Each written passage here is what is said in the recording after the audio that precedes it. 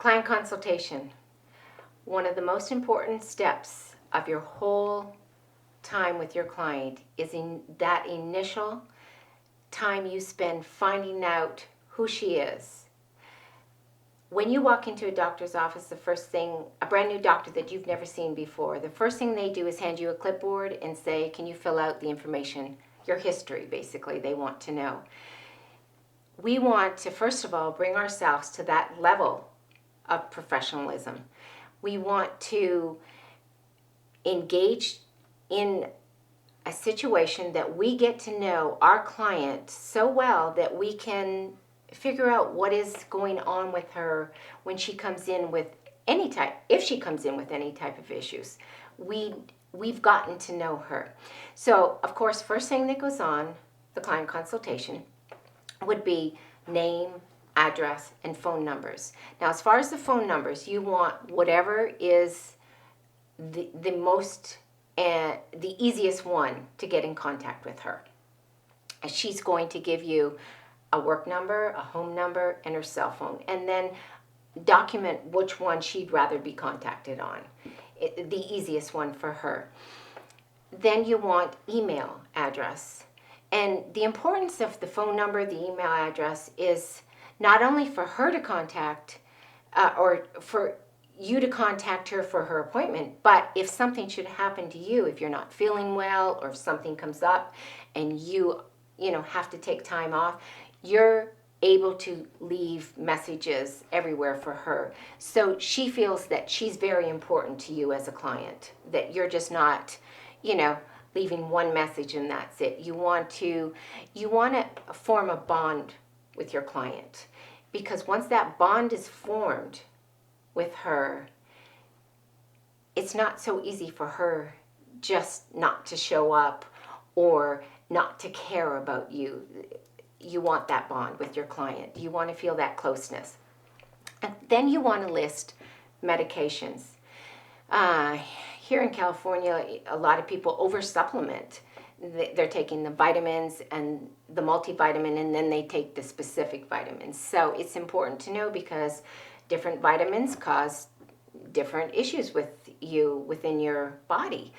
You can add more moisture to your body by the supplements that you're putting in, and without getting into, I'm by no means a doctor, so, the specifics, but there are areas that, you should know about. Thyroid medications can cause issues, along with heart medications. So you want to know these issues. Then you want to know their hobbies, what their hobbies are. If they're working in the garden all day, whether they're, painting, if they're painting, are they working with paint thinners, because that will eat away at the gel. So you want to know what they're doing. If they're a bartender, what their occupation are. So you also want to know occupation and daily routines.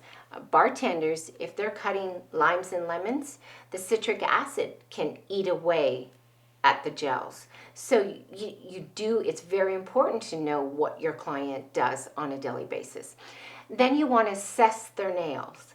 You want to look at all 10 fingers, or whether you're doing a pedicure, their toes, and you want to write down exactly what state they're in when they come to you, because you want to assess whether, if they have peeling nails.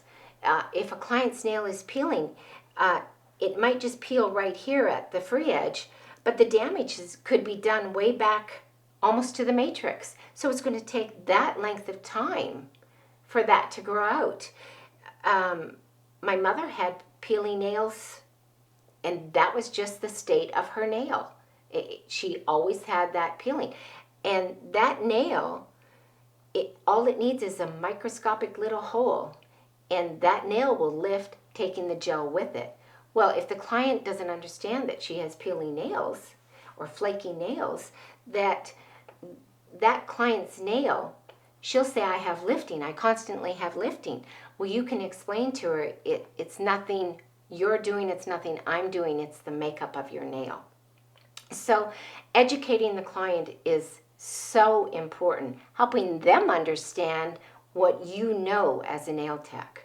And that's what will bring your level of professionalism and a closeness that your client really feels like you care about him or her. So it's really important. Then you want to mark the treatment, what you're doing for her, what color you're using if you're using a color gel, because when the client comes back in and you're going to do a fill for that client, you have to rebalance that nail with the same gel that is on her nail or his nail. And if she's switching to a different color, it's rebalanced with what is exactly on the nail and then going to a darker color. Of course, if she's going to a lighter color, you have to soak off. And then you want to put the date down. And then you want to, if it's a salon owner doing the client consultation for you, then you want the technician's name to put down, because maybe the client, doesn't remember which, tech. And then that goes back, if she doesn't remember what tech, you didn't give enough of an impression. And first impressions are important, and you want to build a bond between that client and you. So she does want to come back to you, and she does remember your name. And then if you sell any products, cuticle oil, top coats, you can retail.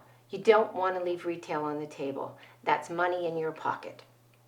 And then the final thing is, at least to what I suggest, you can add whatever else you'd like to add to this client consultation form that you feel is necessary that maybe I've omitted. But the final one should be the customer's signature. So she knows what she's talked about, so if she is, let's say, hemophiliac, you want to make sure you make a note on that. Do not nip her cuticles. You do not want to cut her, because she could bleed for a long time. Just a little wee nick on a hemophiliac. My sister is a hemophiliac, and a little nick, she will bleed forever. A diabetic, you do not want to nip diabetics' cuticles. You want to leave them alone. You want to treat them. You want to, give them cuticle oil to use. You just don't want, so those are the important things that you want to have down. And then before we get started going into the education, that would be your client consultation that I feel is extremely important. You do not want to forget that. And then I feel that, remember when we start, go down memory lane for a minute. Remember when you were in school and you did your very first acrylic nail. Oh my goodness, there's so many stories when I do classes that people just start to laugh at this point. Don't be hard on yourself. If you've never worked with gels and have only ever worked with acrylics is a pat-pat motion. Gels is, the lighter the touch, the better your final nail will end up. So it's really important. It's important to be your best. You're your worst critic and hardest one on you, but go easy on yourself. And I can guarantee that your first gel nail will look 100 times better than your first acrylic nail. So enjoy yourself, have fun with this.